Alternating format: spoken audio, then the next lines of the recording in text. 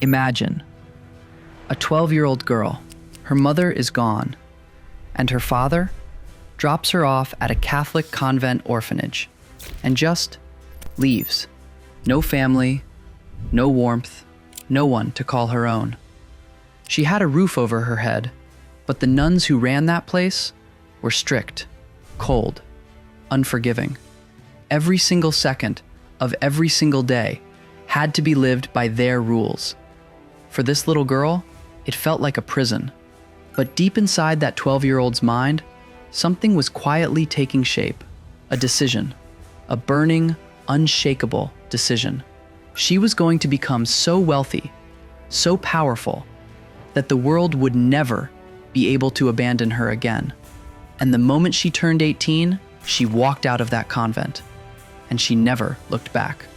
This is the story of Coco Chanel, a woman with no money, no proper education, no one in her corner, who built one of the most iconic fashion empires the world has ever seen. Gabrielle Bonheur Chanel was born in Saumur, France. Her father sold goods on the street. Her mother washed other people's laundry. They were poor. When Coco was just 11 years old, her mother died, and her father left her at the orphanage with a promise. "I'll come back for you," he said, "when I have money." That day never came. Inside those convent walls, there wasn't much joy, but there was one thing, one small thing that Coco actually loved: sewing.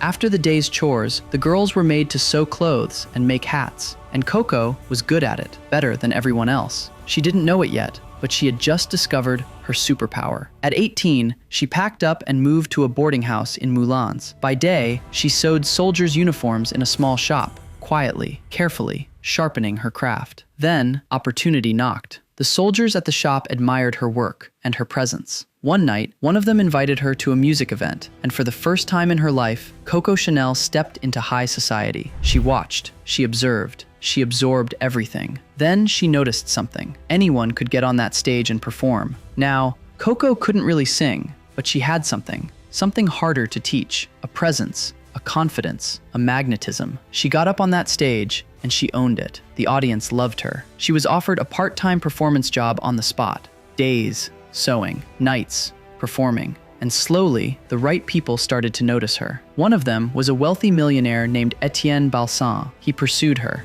and soon, Coco moved into his mansion. Finally, rare jewelry, fine perfumes, designer dresses.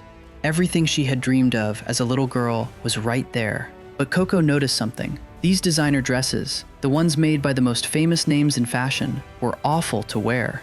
Heavy corsets, tight gowns. Women could barely breathe in them because almost all of them were designed by men. Coco looked at this, and she didn't see a problem. She saw an opportunity. She started designing her own clothes, quietly, at home. Same sophistication, same elegance, but comfortable, practical, made for a woman who actually had to live in her clothes. She wore them to high society parties, and she stood out, completely. People started talking.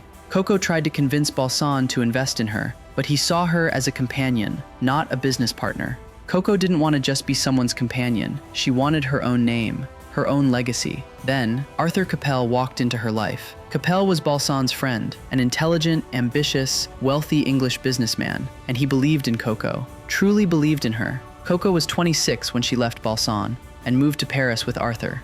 A new city, a new beginning. In 1910, Coco Chanel opened her first shop. Coco designed, Arthur handled the business. It was the perfect partnership. Her hats were unlike anything Paris had seen. Custom-made, elegant, effortless. The most influential women in French society were lining up. By 1913, she opened a second shop in Deauville, the playground of the French elite. Her brand was growing, fast. And then, World War I hit. Men were called to the front. Women stepped into the factories, into the offices, into the workforce. Nobody needed heavy gowns anymore. They needed clothes they could work in. Most fashion houses panicked. Chanel pivoted.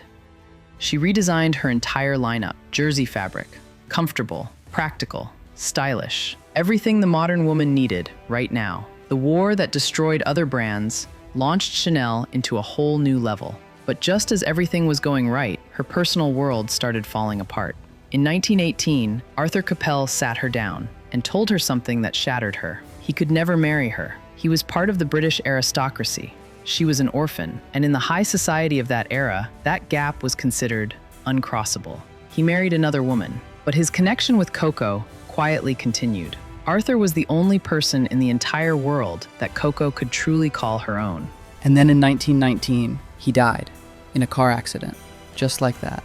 Her greatest support, her love, her family, gone. But grief in Coco Chanel had a way of turning into something else, into fuel. She was going to become more powerful than every single elite who had ever looked down on her. She was going to show them what a girl from the streets of France could do. 2 years later, in 1921, Coco Chanel launched a perfume, Chanel No. 5. At that time, every perfume on the market smelled like a single flower, simple, predictable. Chanel No. 5 was different. It used complex layered molecules, creating a scent that didn't smell like anything you could name. It was mysterious. It was sophisticated. It was unforgettable. And for the first time in history, a perfume was marketed under a fashion brand name. Her clothes were expensive, but this perfume was affordable luxury.